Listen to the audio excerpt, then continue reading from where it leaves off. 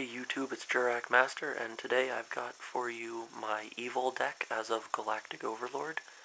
Just went to the sneak peek today as I'm recording this. That would be Sunday the 29th. And yeah, I got all the Evol stuff I wanted for the deck, and I'm getting a case, so I really don't need anything else from the pack right now. I did not pull card D, so if you were curious, yeah. Didn't really get anything much. I just got rid of it all anyway. So I'm going to get into the deck now. Not too much has changed, but what has is pretty significant. So first off, I've got 3 Serato, 2 Diplo, 3 Volcano, and 2 Elias. The Evil tiles, 3 Westlow, and 3 Najasho. So that's it for the Evols themselves, and I just have the Grand Mole because I still find it very useful. Next up, got the spells, 3 Evo Force as always. This one's new, 3 Evo Diversity, or yep, that's what they call it. Evo Price, 2 Enemy Controller,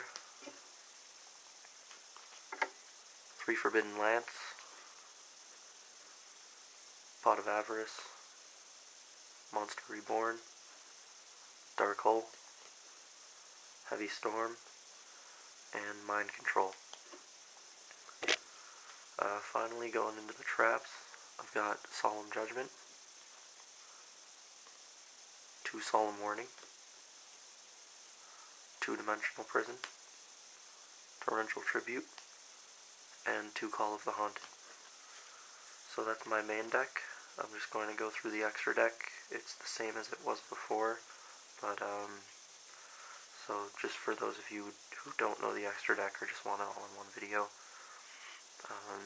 I got 3 Lagias, 2 Dolkas, Solda, Exabeetle, Zenmeister, 2 Utopias, Utopia Ray, Leviair, Leviathan Dragon, Zen Mains, and Giga Brilliant. So that's it for the deck. I'm just going to go into a few things about it. I haven't actually got a side deck for it right now, but I'll get that out there sometime. First thing I want to cover is why I didn't use this guy, Evolsaur Darwino.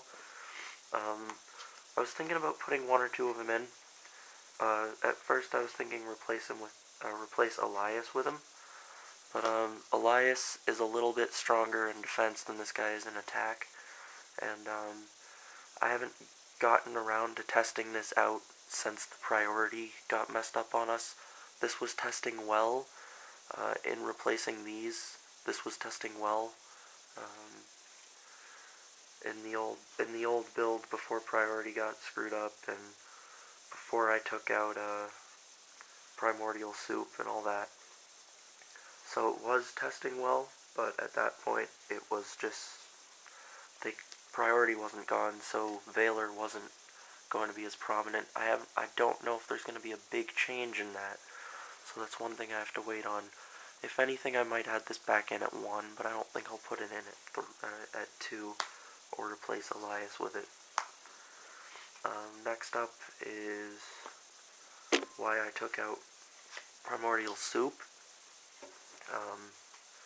and that's mainly because you can live with having the evil stores in hand when you can have the evil tiles that you need as well.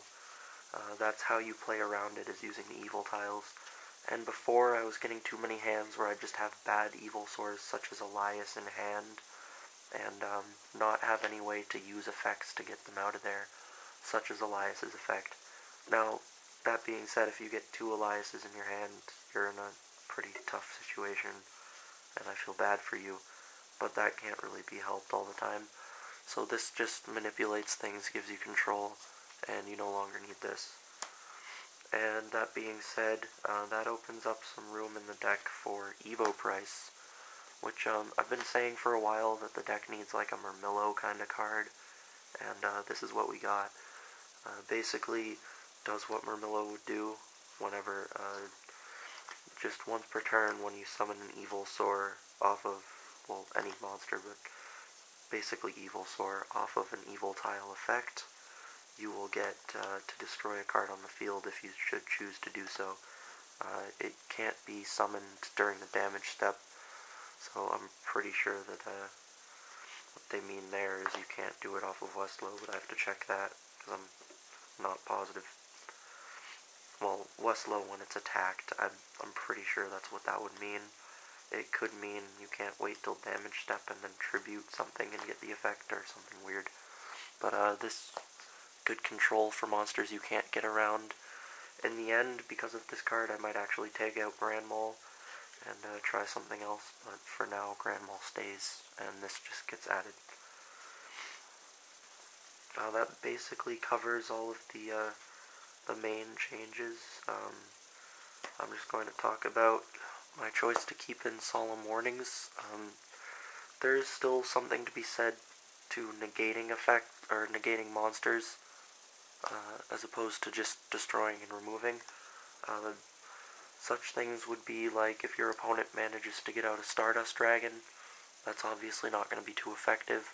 Solemn Warning is a better choice. I know that's not going to be the biggest problem with Exceeds on the rise and Synchros on the way out, that kind of thing. Stardust isn't the biggest deal right now, but it's also just other things, like they can lance it off of this to keep it alive. Things like if you let a Logia come out, and things can get under Bottomless, and if I should choose to play Phoenix Wing Windblast or Raigeki Break, same thing applies there. And in this deck, I want to have control over the opponent. Not to mention, this negates cards that would summon monsters, so against dragons, which, you know, Chaos Dragons are pretty high up there, that helps. Whereas, if you Raigeki Break, not so much Bottomless, onto the opponent's Light Pulsar Dragon, they can get back their Dark Dragon, and things like that. There is something to be said for negating monster summons still, and negating spells and traps that would summon monsters. That being said, it is still very good to run Bottomless and stuff. It's a much better card now than it was before, and as I put in my Jurrak build, I didn't have the Solemn Warnings in there, mainly because that build could get around things like that. This build could too, this deck, but it's just the way I've chosen to run this.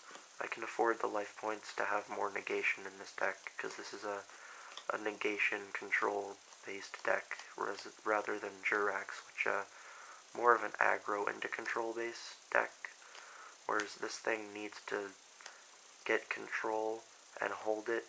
Jurrax can kind of lose control and then get it back, or combo into control, or whatever you want to call it in Yu-Gi-Oh! I don't know. So, that's just my thoughts on all of this. I will be testing Darwino a lot more, just to see how I think it'll work out in the no priority kind of situation. Just to see if Veilers go up in usage, or anything else that I need to test. I might put it back in at 1 just so I can make things like Tyrus or Shadow Armor Ninja or whatever. But that's about it. So I hope you guys enjoyed this video and found it helpful. As always, I hope you guys have a nice day.